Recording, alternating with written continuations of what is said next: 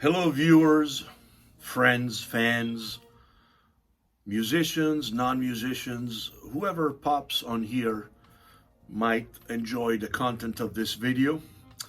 And it's an open conversation between you and I. You're the listener, I'm talking, but there's a comment section, and that's an open forum.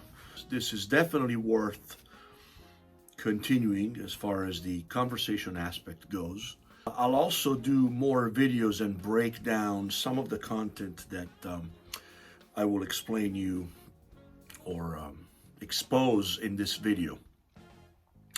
I really mean it. It is all about the chops. Okay, so what's important here is to actually define and try to understand what chops are. I'm not necessarily going to follow for the whole video the exact order in which I think those should be addressed, because most likely it's a combination of those at the same time, and it's also, again, food for thought and for future conversations. But I'm just going to say, for example, that a very important chop that drummers should develop. Chop number one, showing up.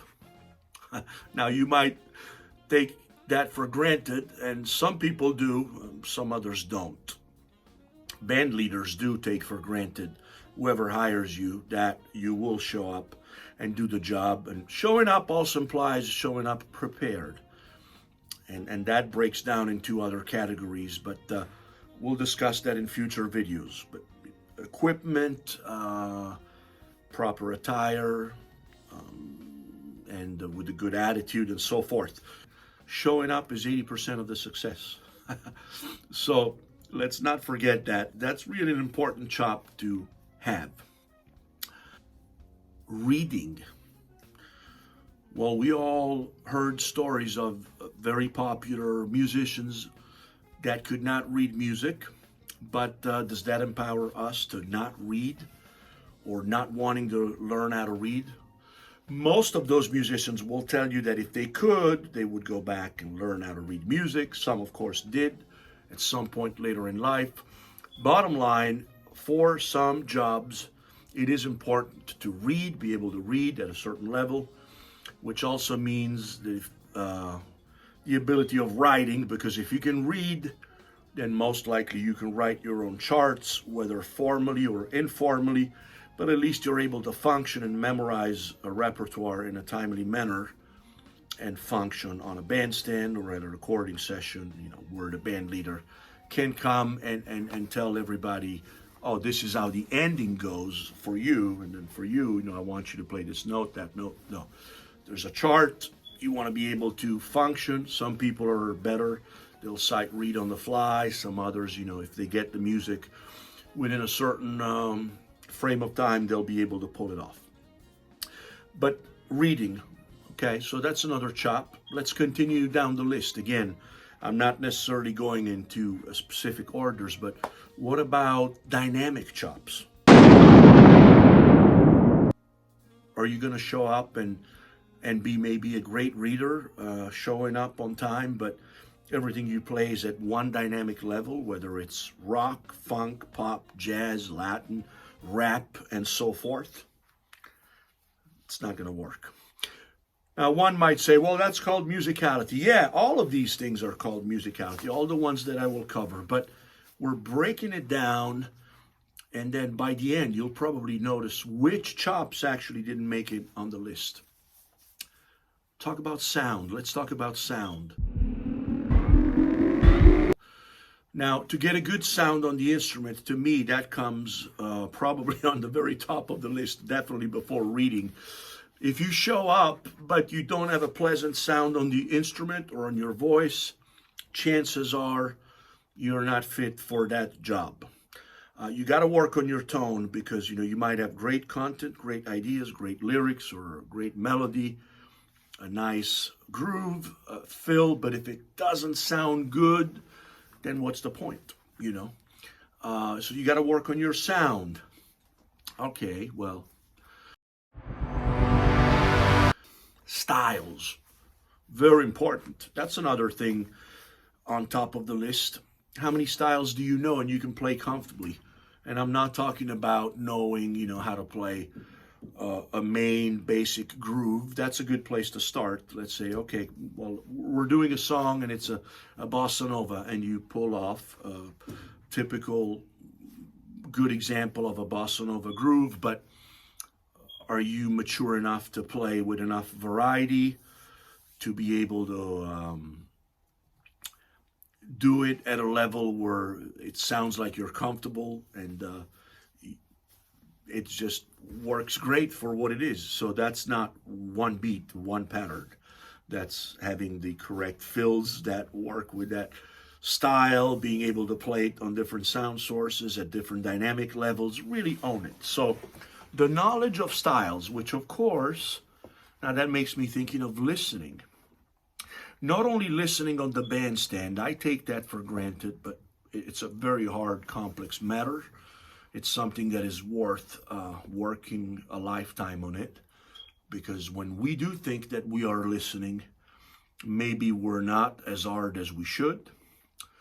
And or what are we listening to? Are we listening to ourselves, the band leader only, or only the bass player? Or we're able to hear the whole band and find that perfect blend and match. So there's that listening, but then also the listening you do at home. If you practice 3 hours, most teachers, mentors I've had, and colleagues I talk to, they'll tell me, they'll tell you, they'll tell everybody, you got to spend at least the same amount of time listening, because through listening is how you improve your language skills. And I don't need to tell you that that's exactly what happened when we learn our first language, and possibly your second or third if you speak more than one. Timing. Of course, as you watch the video, some might already go like, whoa, he's not talking about timing. Well, of course I'm talking about timing. Is that something else to take for granted? Yeah, band leaders will. Your fellow musicians will. For us in the practice room, don't take it for granted. Work on that on a daily basis and for a long time, and every now and then evaluate yourself with technology, click, soundtrack, loops, this and that. You got to develop a solid sense of time. And so when someone calls you for a gig, now we start looking at, okay, I have 20 drummers on my phone book. I'm going to call somebody who's going to show up. I'm going to call somebody that knows styles, because, the gig might call for, band leaders have a book. They might want to call a Brazilian song or a funk song or a jazz ballad without worrying about whether you're confident or not with that style. So you show up, your styles, and you can play with dynamics because you want to function within the ensemble and the room or the guidelines of what the host of the gig wants as far as volume level and vibe level. Is the crowd talking, this and that? Is it background music? Is it action music? Dance music? I'll break all of these categories down in further videos, but I'm just going now through, the list of these important factors that you should consider. So it is all about the chops. Repertoire.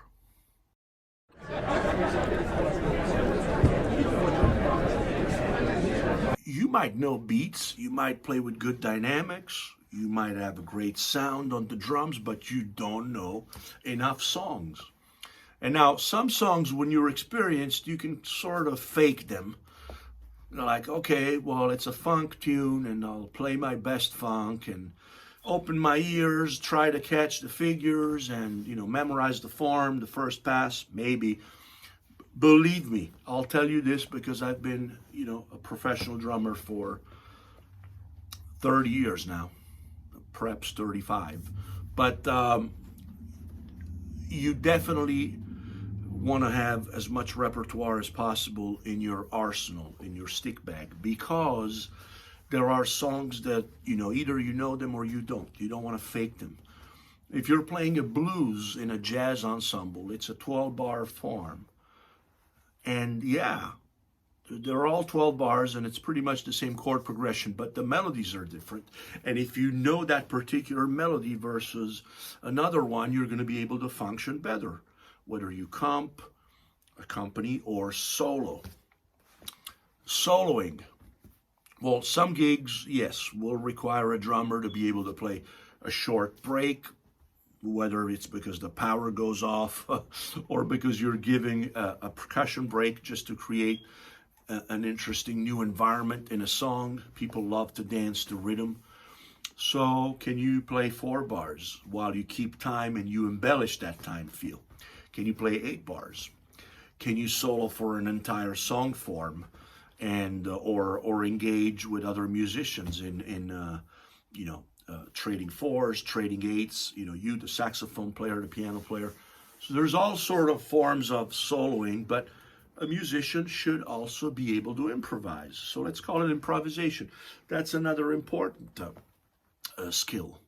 So playing with feel, I mean, that's, to me, these are all, again, most of them, one might say, look, you got to be musical. I'll hire you if you're a musical drummer. Okay, but we got to break it down and define it. And especially because I want you guys to feel inspired and have a bullet list, a to-do list, which I still have and work on it all the time, and continue the journey of becoming a better musician.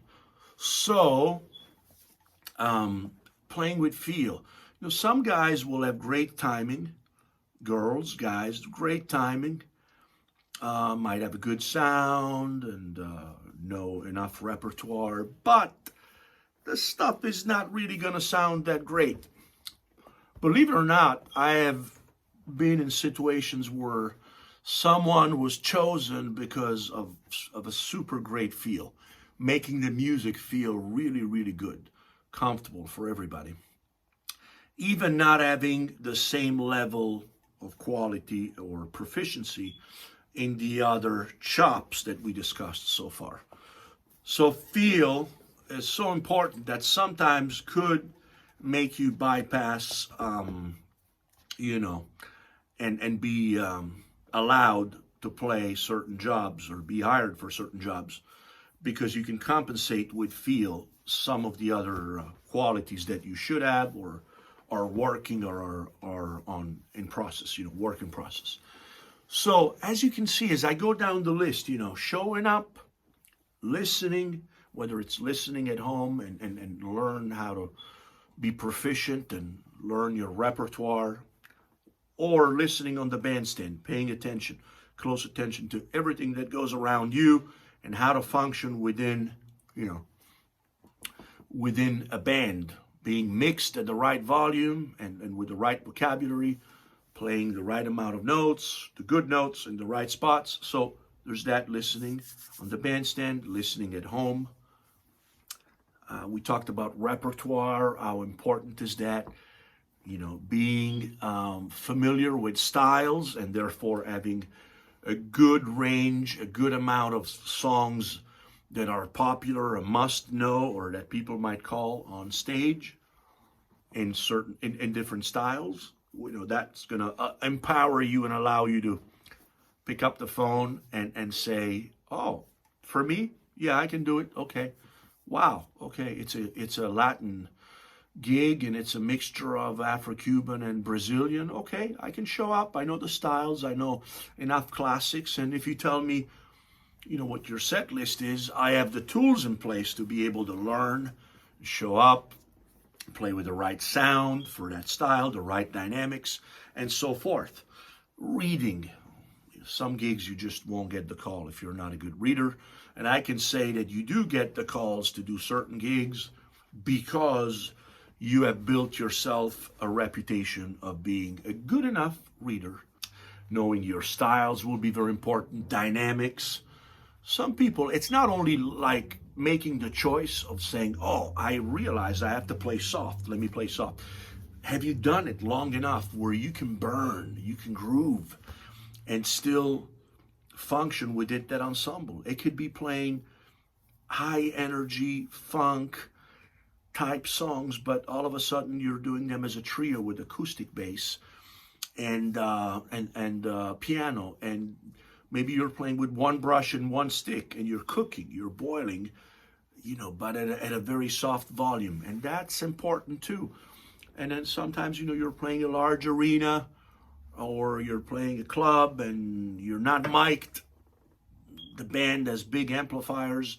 Time to rock out. Do you have those chops, that stamina? Can you get a big sound out of the drums? The scenarios are many. Again, I'll break that down in part 2, part 3, part 4, blah, blah, blah. We'll break down every chop. Here's my last message to you, and I probably left out some categories, and of course there's a comment section for that. But my closing statement will be that you might have noticed I did not mention anything about playing a ton of notes on the set, up and down, sideways, for 60 seconds to fulfill the needs of a format of an Instagram video or a Twitter video or Snapchat, TikTok, or whatever. None of that, because those type of chops are not the ones that are gonna make you a professional drummer who will most likely be able to have a career. Those are only a very, very, very marginal and not essential set of chops. So developing speed with a good sound, a good technique. First of all, speed is okay. In some styles of music, you might be able to ask to play burning tempos and have some chops. And sometimes you'll have to solo, but the music will always come first. If you can play those notes in the right context with good musical phrasing, they would be fine. Otherwise, nobody would care how fast you can play up and down, sideways, and whatnot. There's always going to be another drummer. He or she will show up, play simpler, maybe wouldn't have all that facility on the kit, but resolve the music in a much better way. This is to be continued. Sergio Bellotti, subscribe to my YouTube channel. Thank you.